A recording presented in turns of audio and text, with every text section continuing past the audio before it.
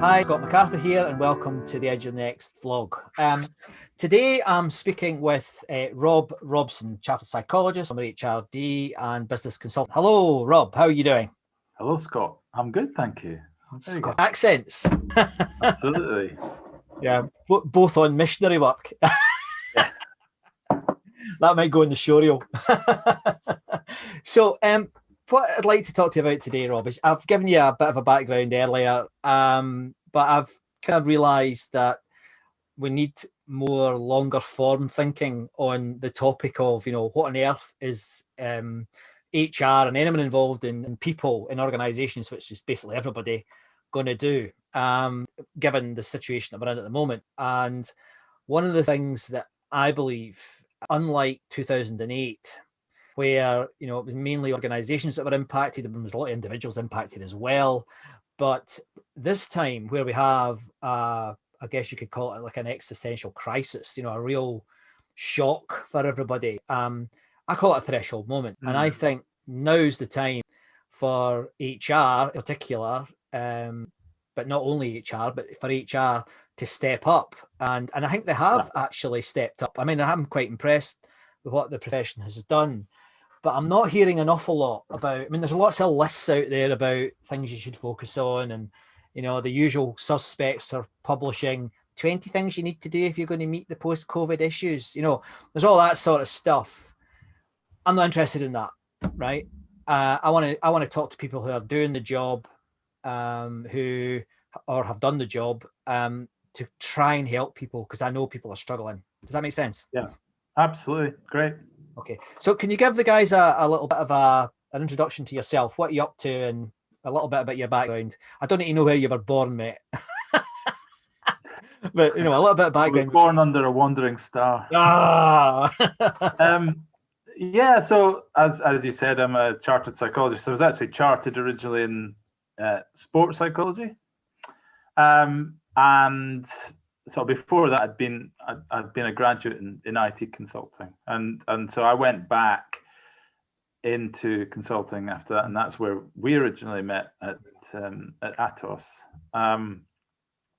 So I went into the people and change realm, and I've spent all my career really since that was 2005 in change, organizational development, HR, although I was an HR director, more OD and change really than HR itself.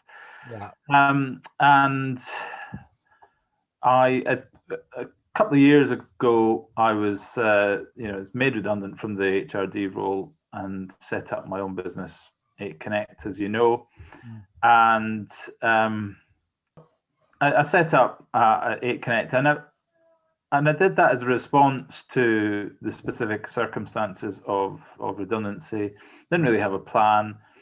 Didn't really want to just go and work, just for myself and certainly by myself. Yeah. Didn't really have anything else particularly had in mind. So I started off 8Connect and did that for a couple of years. But last year was, a disaster. But after I started 8Connect, I became an advisor to a company called the People Experience Hub, which was started by a guy called Nick Court. And they actually pitched to me when I was still at Tata in my HR role.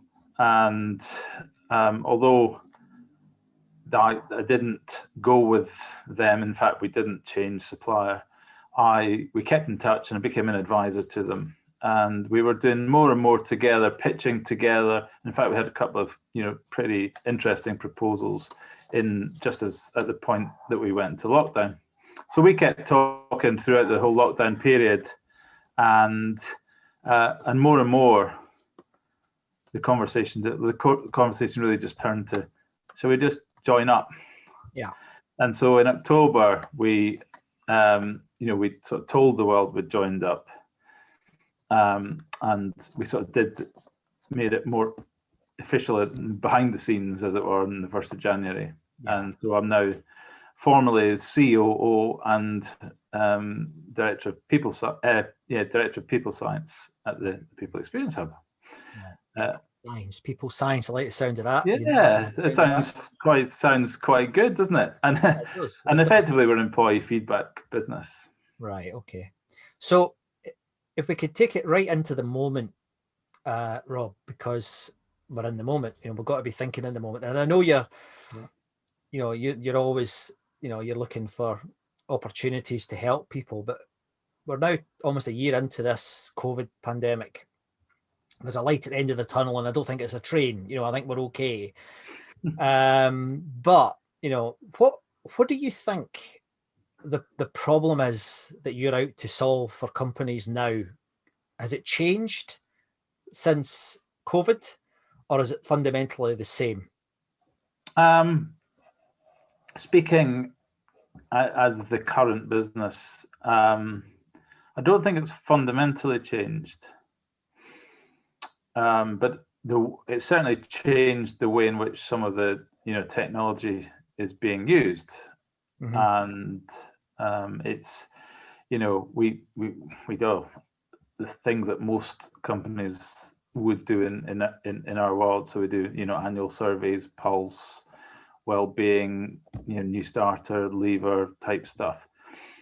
But what we're seeing, I think, is people making much better use, if you like, of the pulse technology in particular, to reach out and to gather, so gather information from employees, how they're feeling, how they're doing in terms of well-being, what they intend, what they want to do.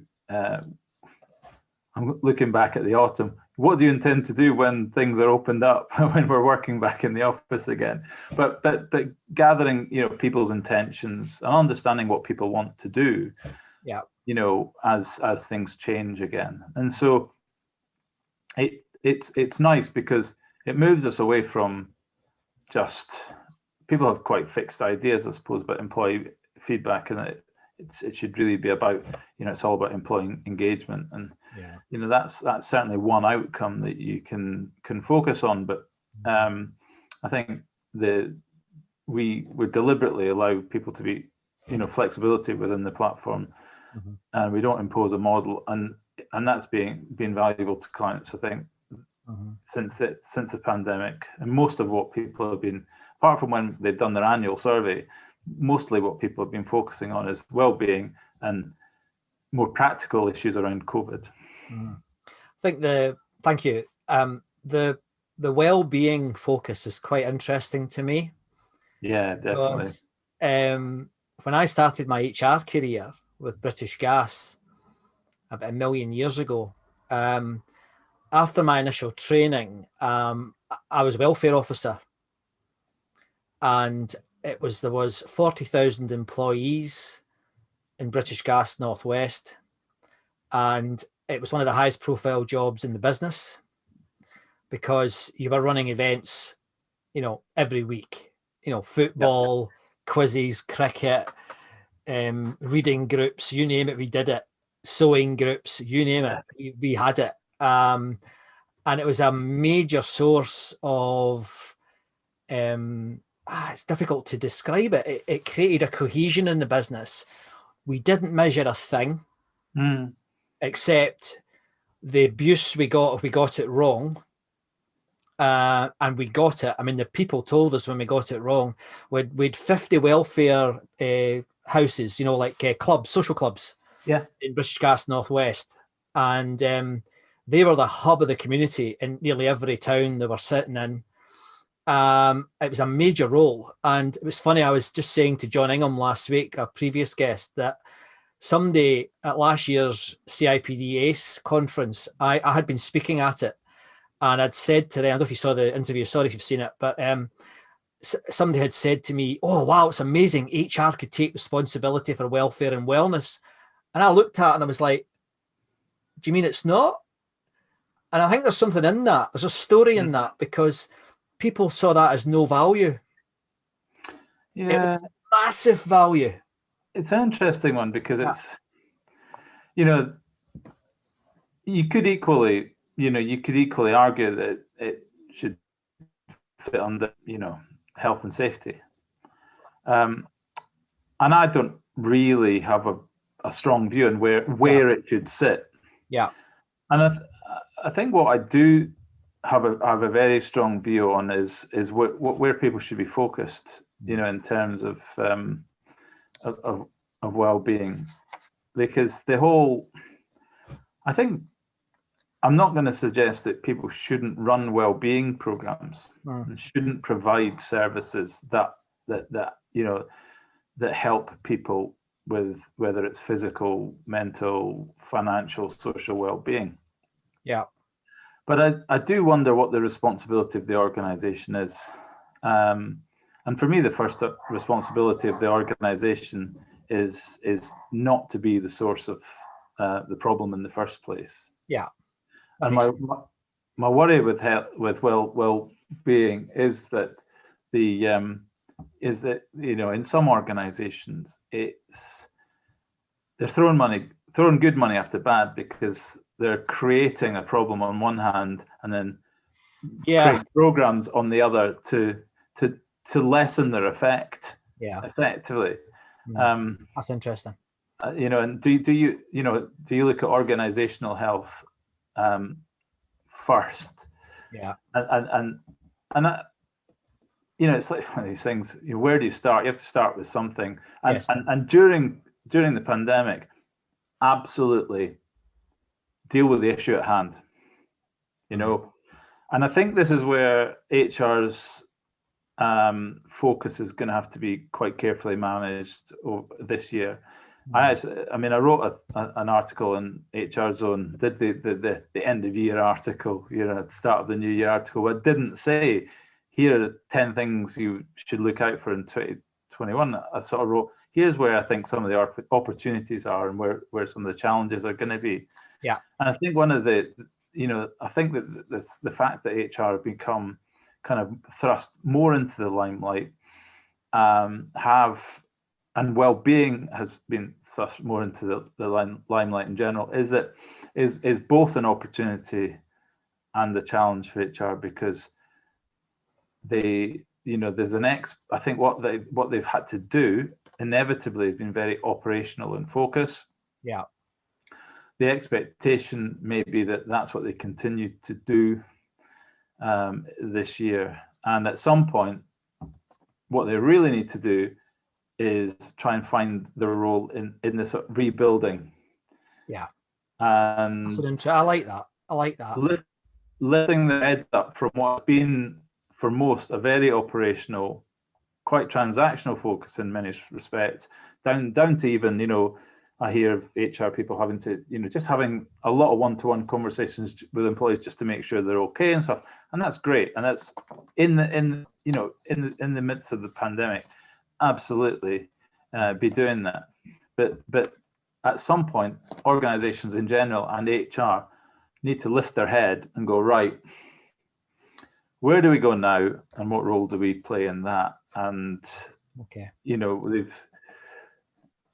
going to have to be able to do that without dropping the ball on some of the things that they've been providing and doing kind of well in the last 9 months or whatever. Yes. So get your crystal ball out. 2 weeks ago, the current Prime Minister of the United Kingdom, Boris Johnson, said that he believed that people would flood back to the cities after the widespread use of vaccines. I'm not sure I believe that is, or I'm not sure I agree they will flood back. I think they'll go back, but I'm not sure it's going to be a flood. What are your perceptions on that? Because and it's a loaded question, Rob, because I think depending on where we think it's going to go is where we need to think about helping people to get there. So yeah. What do you think? I think offices will continue to play an important role. I think they are very useful sort of social hubs, and I think it's difficult to do certain things remotely. Yeah. To really collaborate really well. I mean, you know, with good tools, with good facilitation and things, you can do it. But on an everyday level, it's pretty difficult. So I think people will be attracted back into the office. I do think there'll still be some nervousness about it. I think that cities, I think there's going to a fairly permanent shift in the role of cities, and that people are going to be looking to work more locally. So I think, you know, one of the things that, you know, people have not had to do is commute. And I don't think, you know, I think it is, you know, this period is probably, if there's such a way of saying it, devalued the commute, and you know, or put more value on not commuting, if you see what I mean.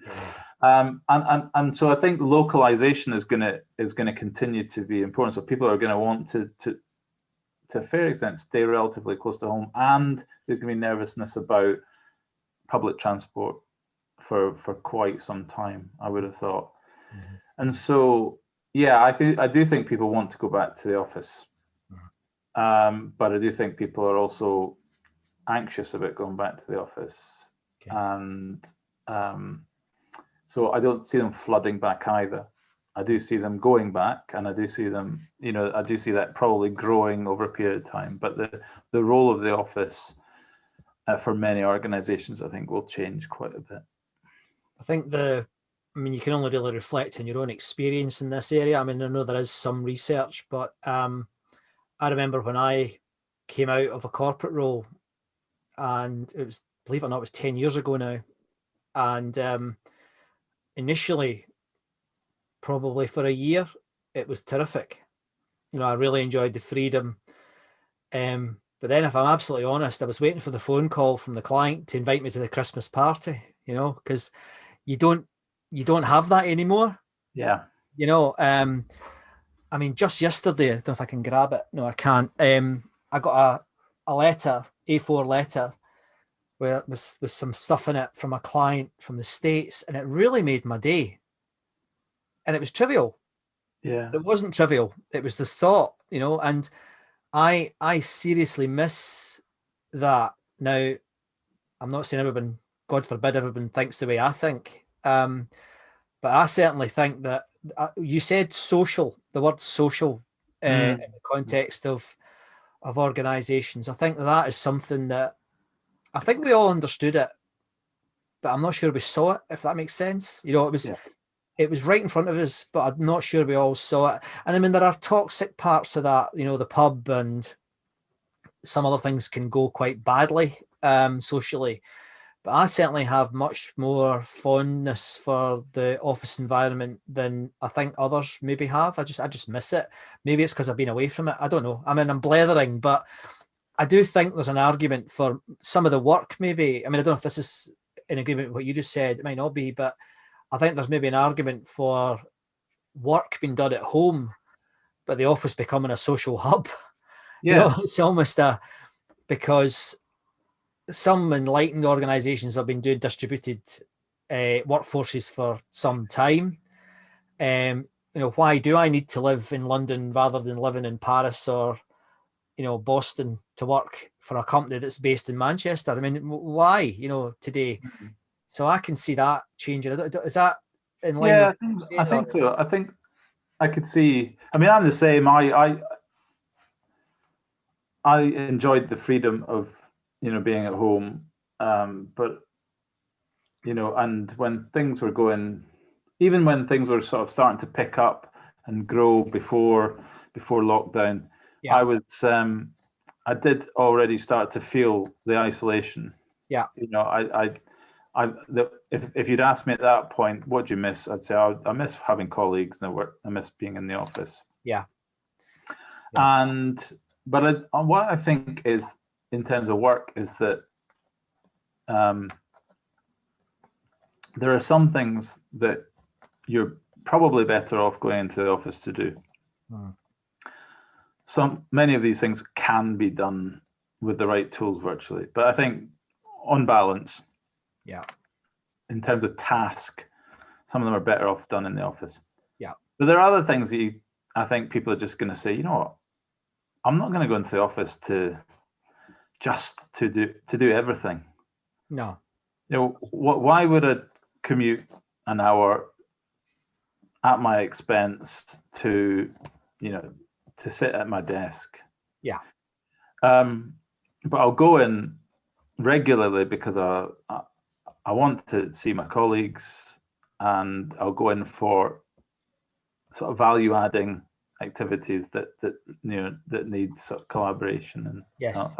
And I think what's interesting is that our response to the to the post-COVID world, if you like, the thought of emerging from the sort of the chaos of it and everything is going to require a lot of collaboration and a lot of creative problem solving that I think will generally be better done, in groups, face to face.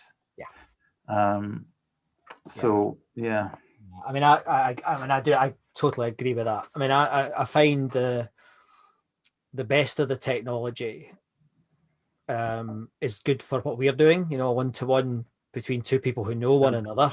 And I find occasionally it's been quite good for networking. I've had some quite positive experiences of technology-driven networking. But once for example, if in my normal day job is keynote speaking, and it's not the same. You become almost like a television presenter. You're presenting to one person, not 500. And you naturally don't get the buzz in the room. You don't get the infection of the idea in the room. That is gone. And let's face it, the competition's David Attenborough and co, and I'm not David Attenborough, so you've got it's a different thing altogether. It's quite different. And I think the mistake that I've seen, I don't know if you've seen this, but I've seen too many people on Zoom or MS Teams or whatever it is people are using it like they did a meeting face to face, and it astonishes me. I mean, how many of them after a year are still doing it? I mean, it's I see too much nose hair, mate. And it amazes me. But okay, so I mean, I look at what we're doing, and we've just since we came back after lockdown, one of the things that we've been doing is daily coffee. I think 2 of the days it's in the morning, 2 of the days it's in the afternoon or something like that, and one of the days it's more of a working catch up, round the table, what you ought to type stuff. That all works better. That all works really well. It's a chance for everyone just to check in with each other, and it works. It's great on in Teams. When I've tried to work through things in in a like mini workshop, but in that informal way with with people in your team. I think I've found it a lot easier just getting on a whiteboard and and sort of working through stuff in the office. I've yet to feel it working the same way virtually. I think if you're doing a formal workshop and you've got the right tools and you choose them carefully and you prepare enough in advance and everything, then that can work. But it's quite a skill. Whereas most of us can muddle through something face to face. Yes. So yeah, I'm not a massive fan of doing everything online, and I think there's something about the conversations as well, the quality of conversations. Yes. I've yet to sort of suggest that we drop video in our team, but I've noticed that when I speak to my mum, I've stopped doing sort of FaceTime or whatever. I now phone my mum. And I have a far better conversation. Yeah, isn't it interesting that? I mean, that's a really, really interesting observation. But what's also interesting just popped into my head. There's that new social media platform just arrived, isn't there? That's just voice, and it's getting really out. Yeah, it's getting loads of people talking about it, and everybody's getting excited about it. That's not as daft as it sounds, because I mean, the new one's called Clubhouse. Everyone's flocking to it. And I understand that it's a shiny thing, and people do jump on, and I did that with blogging. I did it with vlogging. I'm doing it with vlogging right now. I mean, I was reminded, it was quite nice actually. I was reminded I was either the first or the second HR blogger in the UK, you know, so I jumped on really early. Back when we worked together, that's when I started my blog, you know, it was that. Rant. That's right, yeah. And it did quite well, you know, and it was quite bizarre. But I think personally, I agree with you, because I think you've got to get good at marketing on a channel, and then you can spread out. And as I do in my live broadcast, you know, I'm focused very, very much on YouTube. And it just so happens that then I can then cross-purpose it into Facebook, Twitch, Twitter, and everything else. And no doubt I'll do an audio feed into Clubhouse at some point. But I think there's a lot of people, perhaps, and this is not definitive, Rob, I'm not saying I know this definitively, but I think a lot of people are in danger of diluting their message even further by jumping on another social media platform. Yeah, I think that's right. I think unless you've got an agency working on your behalf and doing, you know, making sure that it's better to be consistent on one, I think. Yeah. And that's certainly what I'm trying to do, and I think a lot of people are. Yeah. Just as an aside, when you said that you were focused on YouTube, a little voice from said, my head said, "Who are you calling the tube?" So that will lose everybody except any other Scots that are. That's one of the words that I use when I'm cross. Yeah, we tube. There's a couple more, but we won't say what they are. No. So, if you were sitting in an HR director's corner office in the Shard in 6 months' time, and say, and I'm making this up, right? We used to do this. It was like, what did we call this? Role play. It wasn't role play. What did we call it? Risk analysis or something. We scenario planning is what we used to call it, wasn't it? Back in the consulting world. And you've got a third of your workforce wanting to stay at home, another third desperate to be back in the office, and a third happy to do another trendy thing at the moment, to talk about blended. Yeah, everyone's talking about blended this and blended that.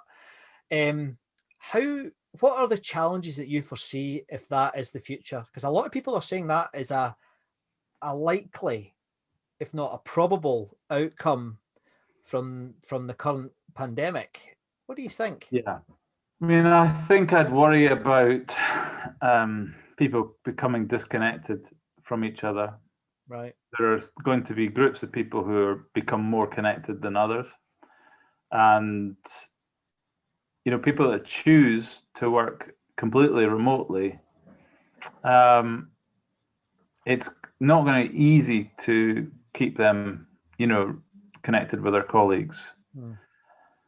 You know, from out of sight, out of mind, to, I suppose one of the dangers is that people that choose to be completely remote, some of them it will be very much for, you know, reasons of, for example, small family and all that sort of stuff. Some will be because, you know, of personality, you know, and I think there's a danger that some of the people that will choose it will be inclined to be okay feeling cut off from their colleagues, and which I think has a negative impact on the group as a whole, but also has potentially over time has that a negative impact even on the introvert that they may prefer not to have so much contact. I'd be concerned without having the answers about your disconnection. I mean, we didn't set this up, did we? But I agree, and I worry in that space that there's a lot of people who influence the market just so happen to be vendors, who just so happen to sell technology that just so happens to solve that problem. Bollocks. Yeah, and I think it does depend a little bit about what you do, because I suppose the more individual task focused your role is, the more remote it can be. Yeah. But you know, an awful lot of, particularly sort of in the corporate world, an awful lot of roles are not like that. You know, I think maybe things like call centers and things like that, where people go and sit in banks and they don't have a lot of interaction with each other. Yeah, I can see the argument for them being remote. But if you think about how much work you actually do in a day when you're in the office, it's probably not that much. No, I mean, or to put it a different way, you spend a significant amount of your time just chatting with your colleagues, having a bit of a laugh, and having breaks and all that stuff, and that's healthy. It's now there are days when you think, actually, I could take that, I could do an 8-hour day, I could power through a load of stuff, and that's great. Yes. But I don't know if it's healthy to be doing it that every day. A lot of people that I know have that went started working from home during the pandemic have just been spending their days with their head down, a lot on Zoom, or Teams or whatever, and it's just what they've done is take, maybe an 8 till 6 day or a half 8 till half 5 day, and gone from being in the office to being sat at the desk at home. Yes. But when you're in the office, you are interacting more. You are taking more natural breaks. You are chatting. You're bumping into people, and that worries me a little bit that people are missing out on that. And if that means that you do maybe 6 really good hours in a day, then for some people that's a really that's good. I'm going to do that, and I'm not going to do any more, and I'm going to use that time to do something else. Yeah. But organizations, it's not in their nature generally to encourage that. So I don't know. You can actually see that one of the consequences of this, and that's in surveillance technologies that are all over the place. I mean, my partner Samantha, she was talking to a friend of ours a couple of nights ago, and he's just got a new job because he had a job that he can't do at the moment. It's just been blown up by COVID, and so he's doing it basically to fill the gap. And he's online like this on Zoom, and they are actually monitoring his keystrokes, Rob. Now he's laughing that off. He's laughing it off because he's not going to be there for long, so he's not bothered, frankly.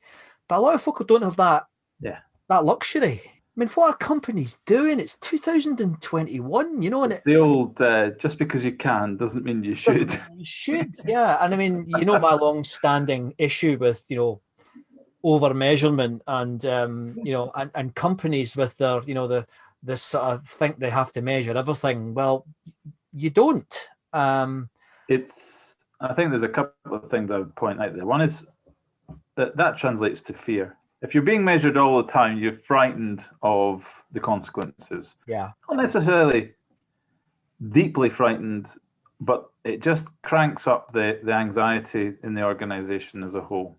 Yeah. That has negative impacts in terms of not only in terms of how you feel and stress and all that stuff, but in terms of productivity and like creativity and that sort of thing. So there's some of those businesses that are putting in surveillance technology probably also say that they want their people to be more creative and innovative, and so all they're doing is cutting that off to some degree.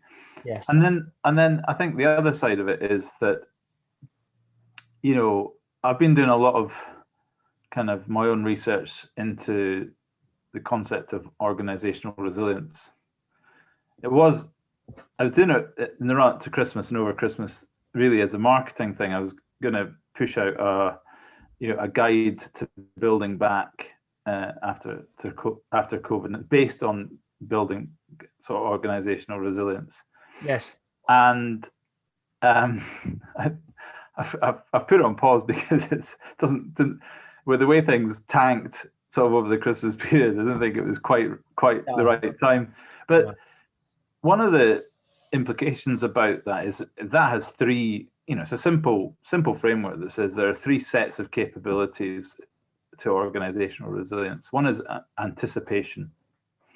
The next one is coping. And the next one is essentially sort of integration or learning. Yeah. And the bit about anticipation is about looking down the line and seeing what's coming, being aware of your environment, being aware of what's happening in the market and all that sort of stuff, and being able to actually do things like scenario planning and and a preparation for sort of non-specific, potentially catastrophic events. Is the implication of that is that the organization probably need to hold a little bit of slack, in order to be resilient, and encourage people to look outside and to go to, things like maybe networking events and conferences and things which are not necessarily productive, but to be out there interacting, seeing, but for their minds to be open to what's coming.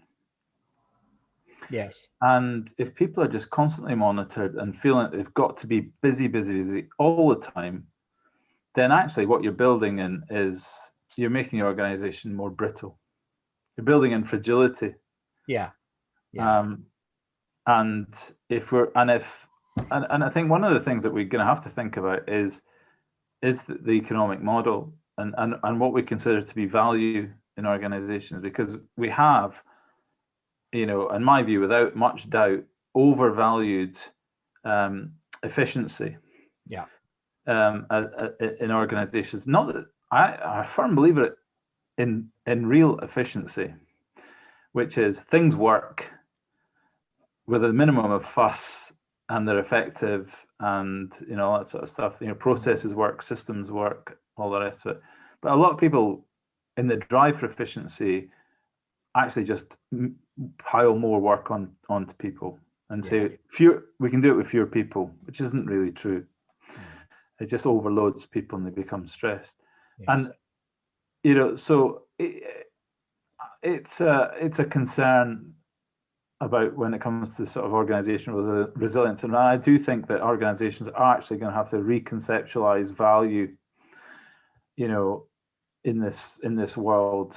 Not that everybody's ready for the debate, but things like sustainability and things like resilience are going to be, things that the organizations have to put a much greater emphasis on in the future, I think. Could I finally really take you back, and it might take a long time to get through the finally, but right at the start, you said when you were in an HRD role, you really were more active in the OD space, the organizational development space.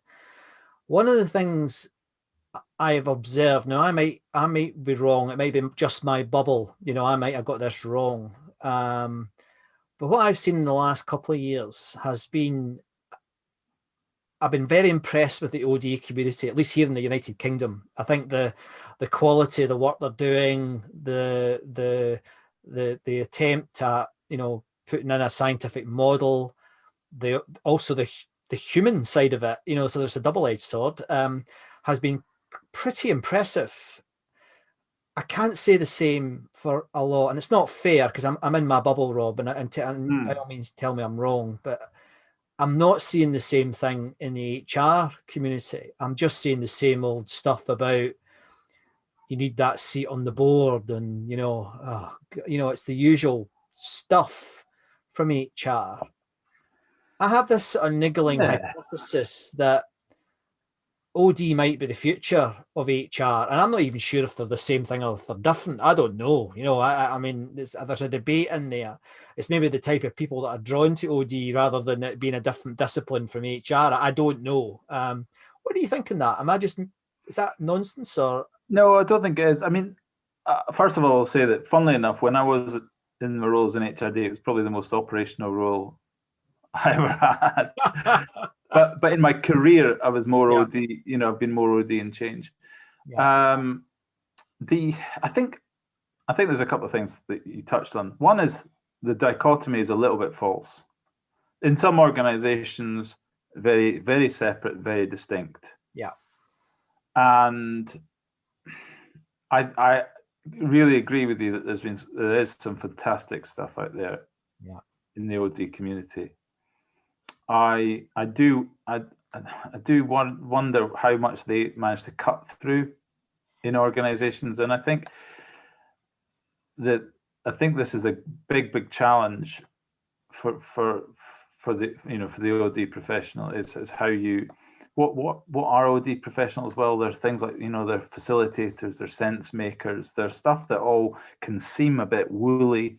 Yeah. But actually, when it's when you see it through their eyes, when you see it through shared eyes, you see that the value it brings, but it can be quite difficult for people to understand that, because we're still seeing that senior leaders in organizations just want action, they want solutions. Yeah. They have this bias towards fixing problem quickly, not considered analysis, and in all the sort of real value I think that the OD professionals bring in. And some organizations get it, and some and use OD professionals really well. Yeah. But I do think you're right as well that I think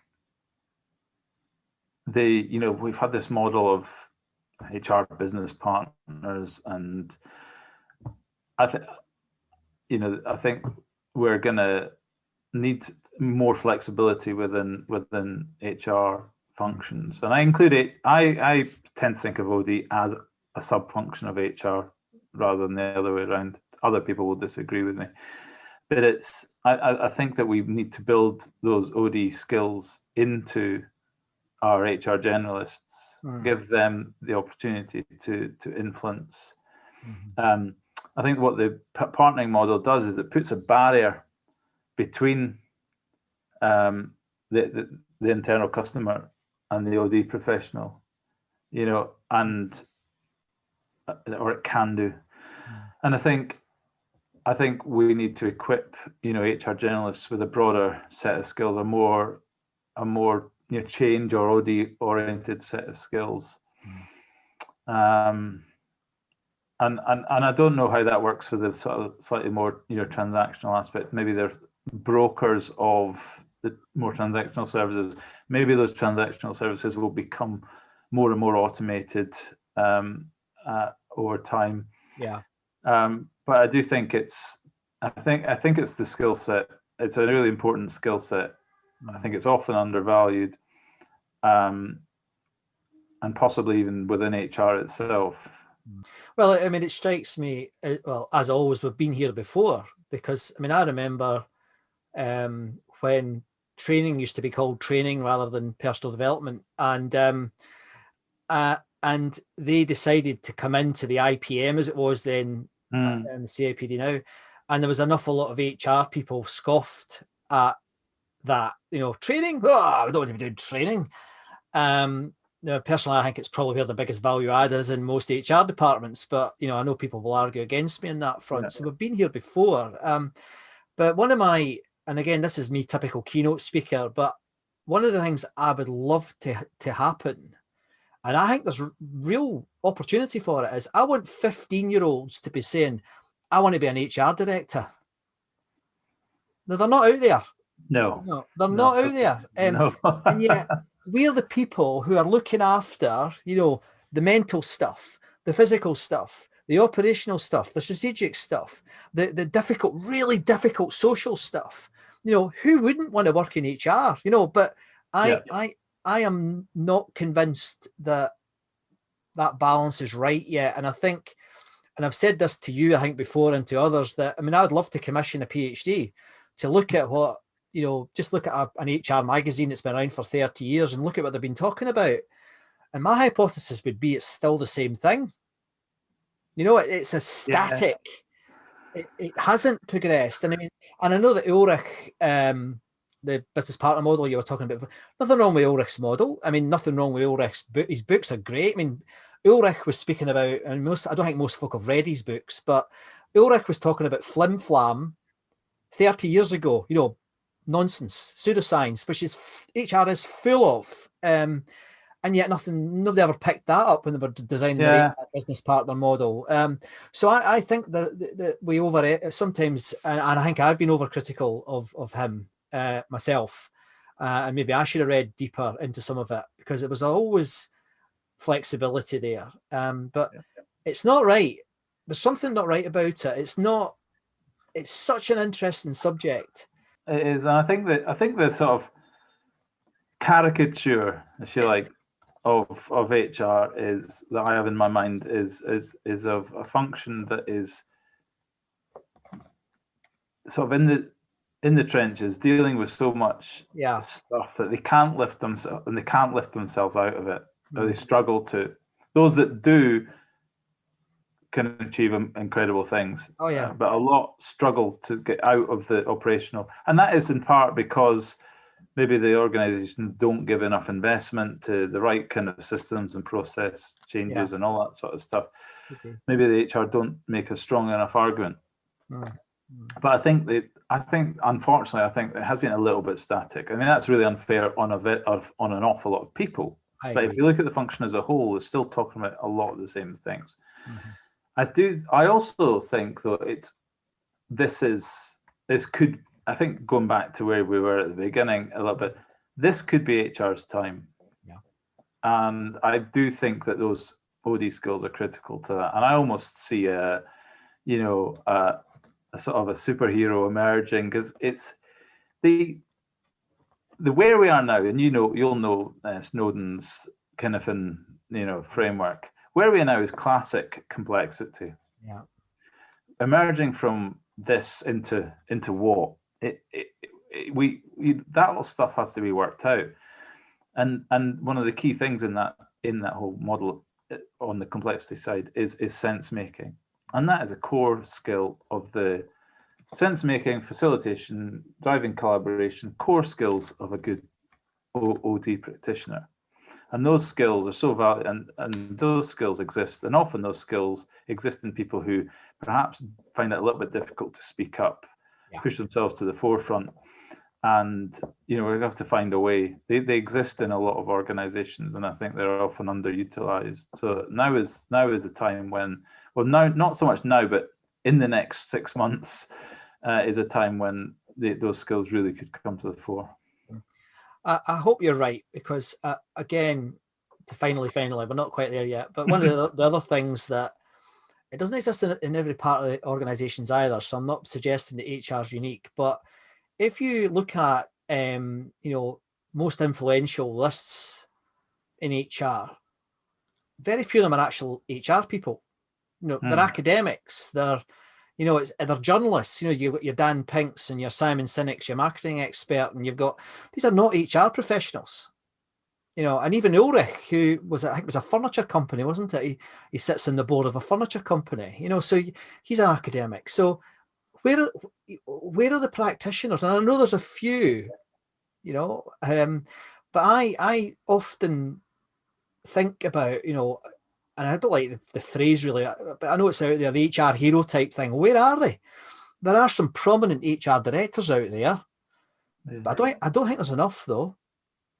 I don't see, unless I'm missing it, but I'm not aware of any, group of real deep HR thinking people working together to try and build the profession. If you go, one of the best examples, and I'm not saying HR is unique here. There's a lot of other. There's not very many finance people doing the same, is there? Or there is some marketing.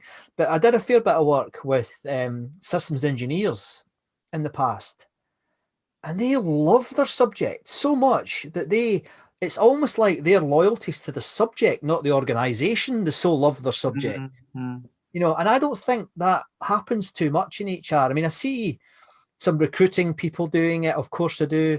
There's the big thing at the moment, and I know this is quite contentious, but I do think it's a bit of a fad. It was diversity and inclusion.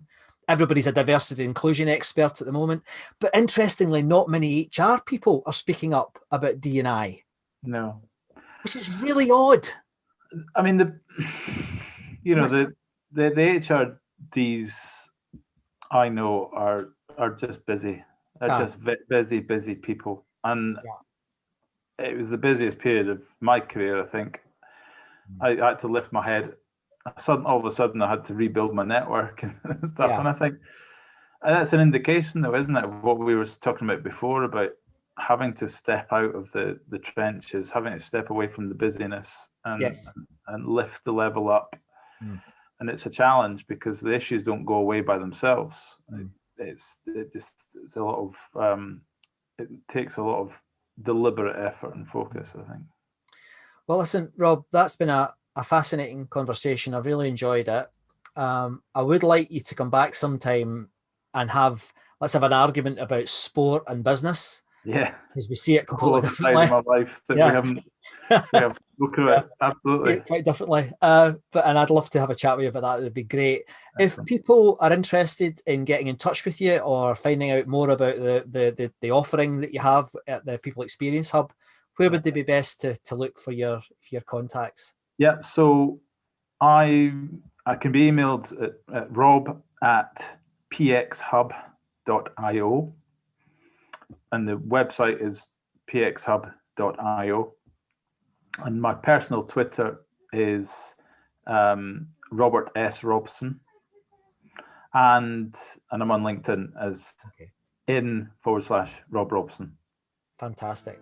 Well, thank you very much, and I really look forward to the next time we have a chat, Rob. Thank you. Good to talk to you again. Cheers.